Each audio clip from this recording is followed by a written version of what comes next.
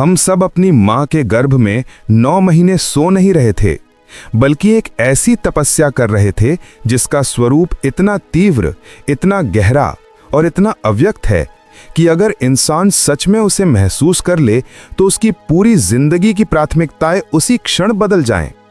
गर्भ कोई सौम्य, मुलायम, गर्माहट से भरा कंफर्ट जोन नहीं, बल्कि वो अंधेरा कुआं है जिसे शास्त्र रौरव नरक कहते हैं, क्योंकि वहां जीव का पहला अनुभव पीड़ा है।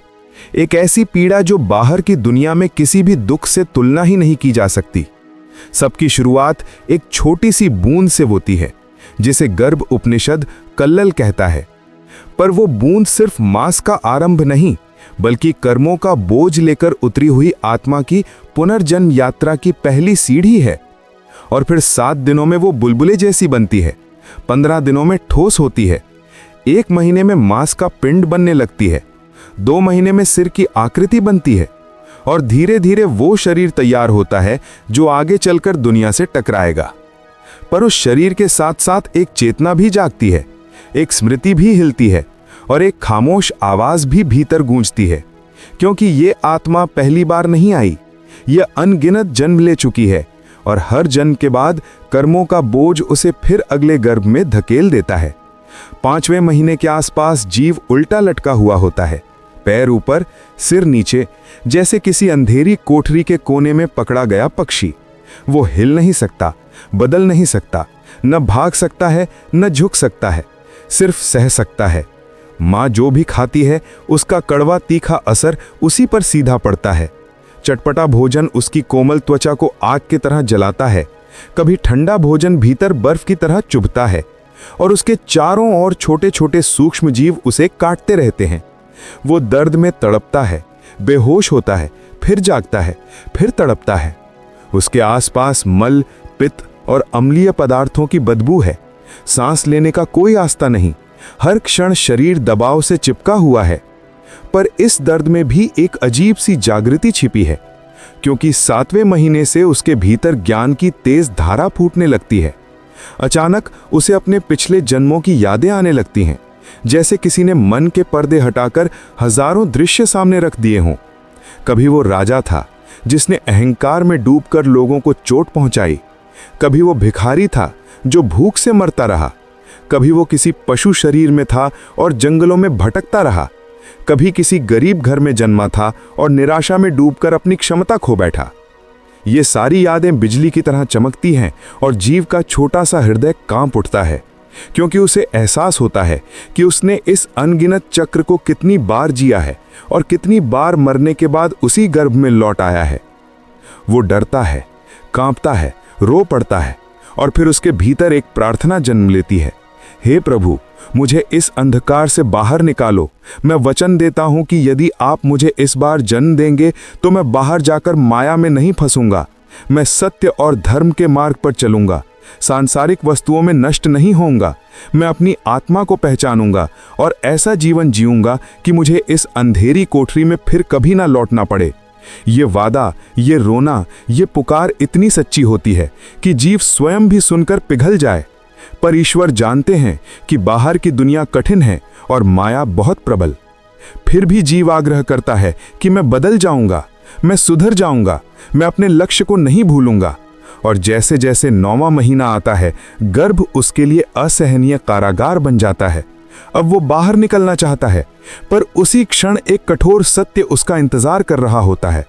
जन्म कोई सरल बदलाव नहीं, बल्कि एक भारी विस्फोट जैसा होता है, एक हिंसक धक्का जिसके आगे गर्भ की सारी पीड़ा भी छोटी लगती है।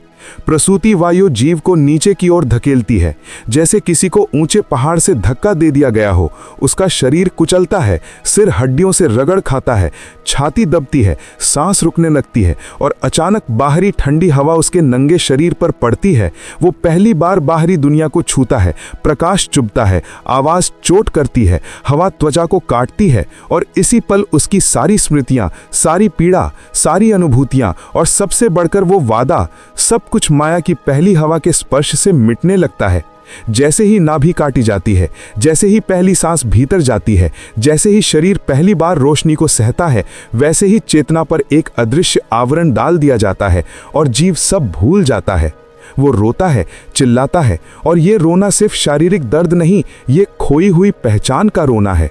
जैसे वो पूछ रहा हो कि मैं कौन हूँ, मैं कहाँ गया, मैंने किससे क्या कहा था। और दुनिया उसे देखकर मुस्कुराती है, क्योंकि वो सोचते हैं कि बच्चा सामान्य रूप से रो रहा है, पर उसके भीतर एक ऐसा तूफान चल रहा होता है जिसे कोई समझ नहीं सकता। जन्म के साथ ही वो अपने सबसे शुद्ध वादे से मुकर जाता है, क्योंकि उसे याद ही नहीं रहता कि उसमें कुछ वादा किया था। यही तो जीवन का सबसे बड़ा विश्वासघात कहा जाता है, वो वादा जो हमने गर्भ में किया था पर जन्म के साथ भूल गए। धीरे धीरे बच्चा बड़ा होता है, बोलना सीखता है, चलना सीखता है, पर वो ये नहीं सीखता कि वो कौन था। उसे उच्चारण तो आता है पर अपने जन्मों का स्वरूप नहीं, उसे शब्द तो आते हैं पर अपने संकल्प की भाषा याद नहीं रहती। समय के साथ घर, परिवार, रिश्ते, समाज, धन, महत्वाकांक्षा, प्रतियोगिता, भय, आशा, सपने, ये सब माया के नए नए स्तर बनाते हैं और आत्मा को भीतर से और भी ढकते जाते हैं। वो बच्चा जो कभी प्रकाश देख चुका था अब अंधकार को ही दुनिया समझ लेता है। वो जो कभी हजारों जन्मों का बोझ झेल कर ये शरीर पाया था अब छोटी छोटी बातों में खुशी और दर्द तलाशने लगता है। वो जो ईश्वर से कह रहा था कि मैं माया में नहीं फंसूंगा, अब सबसे पहले उसी में फंसता है। वो प्यार चाहता है, शक्ति चाहता है, मान सम्मान चाहता है, सत्ता चाहता है, विजय चाहता है, और ये सब उसे ऐसे भ्रमों में धकेल देता है जो उस गर्भ की पीड़ा से भी अधिक खतरनाक है। क्योंकि गर्भ की पीड़ा शारीरिक थी, पर संसार की पीड़ा मानसिक, भावनात्मक और कर्ममूलक है। गर्भ में दर्द था लेकिन सत्य भी था, बाहर मुस्कान है लेकिन भ्रम भी है। और यही कारण है कि मनुष्य बाहर आकर खुद को भूल जाता है और अपने उद्देश्य को भी भूल जाता है। वो जीवन भर छोटी छोटी आंधियों, इच्छाओं और भयों में भटकता रहता है। घर बनाना, पैसा कमाना, पसंद नापसंद, जीत हार, अपमान सम्मान, इन सब से गुजरते हुए वो सोचता है कि यही जीवन है, पर असल में ये केवल मंच है। जीवन वो है जिसे हमने गर्भ में समझा था पर जन्म के साथ खो दिया। जब मनुष्य बूढ़ा होता है, जब शरीर कमजोर पड़ता है, जब आंखों के सामने जीवन की सारी यादें धुंधली होने लगती हैं, तब कहीं उसकी आत्मा फिर से वही पुराना प्रश्न पूछती है कि मैंने क्या खो दिया, मैं यहाँ क्यों आया। और उसी समय जीवन सच का एक छोटा सा कोना खोलता है ताकि हम याद कर सकें कि ये यात्रा उद्देश्यहीन नहीं थी। हर बार जब हम अच्छा कर्म करते हैं, हर बार जब किसी को क्षमा देते हैं, हर बार जब अहंकार को छोड़े बिना काम करते हैं, हर बार जब ध्यान में बैठते हैं, हर बार जब करुणा दिखाते हैं, तब हम उस भूले हुए वादे की तरफ एक कदम बढ़ाते हैं। और हर बार जब हम छल, द्वेष, लालच, अभिमान या अनैतिक कार्य करते हैं, तब हम अपने उस वादे से दूर चले जाते हैं और अगले जन्म की राह तैयार कर लेते हैं, जहां वही अंधेरा गर्भ, वही घुटन, वही दर्द फिर इंतजार कर रहा होता है। जीवन का असली अर्थ यही है कि हम उस गर्भ की तपस्या को याद रखकर ऐसा जीवन जिएं कि हमें फिर उस तपस्या को दोहराना ना पड़े। अपने जन्म का असली कारण समझें कि हम यहाँ उपभोग के लिए नहीं बल्कि विकास के लिए आए हैं। हम आनंद के लिए नहीं, जागरण के लिए आए हैं। और सबसे महत्वपूर्ण, हम यहाँ उस वादे को पूरा करने आए हैं जो हमने गर्भ में ईश्वर के सामने रोते हुए किया था। अंत में यही कहा जाता है कि तू फिर उसी अंधेरी कोठरी में मत लौट। इस जीवन को समझ, जाग, अपना स्वरूप पहचान और मुक्त हो जा। क्योंकि जन्म केवल शुरुआत नहीं बल्कि वो चेतावनी है जो हमें याद दिलाती है कि समय सीमित है और उद्देश्य अनमोल। अगर हम उस वादे को पूरा कर सके जो हमने गर्भ में किया था, तो यही जीवन हमारी मुक्ति बन सकता है। और अगर हम फिर भूल गए तो वही यात्रा फिर शुरू होगी। एक नई माँ का गर्भ, वही 9 महीने की तपस्या, वही रोना, वही डर, वही प्रकाश और वही भूल। इसीलिए जीवन का सार यही है, याद करो, जियो और जागो, ताकि तुम वो बन सको जो तुम बनने के लिए भेजे गए थे। आशा करता हूँ ये जानकारी आपको पसंद आई है। जाते जाते वीडियो को लाइक करना और कहानी सुनो स्टोरी ट्रेलर चैनल को सब्सक्राइब कर लेना। मिलते हैं नेक्स्ट वीडियो में, तब तक अपना ख्याल रखिए। साथियों, हो सके तो मुझे सपोर्ट करने के लिए सुपर थैंक्स कर सकते हैं या मेंबरशिप ले सकते हैं हमारे चैनल की। आपका थोड़ा सा सपोर्ट मेरे लिए बहुत बड़ी मदद साबित होगी। बहुत बहुत धन्यवाद आप सभी का।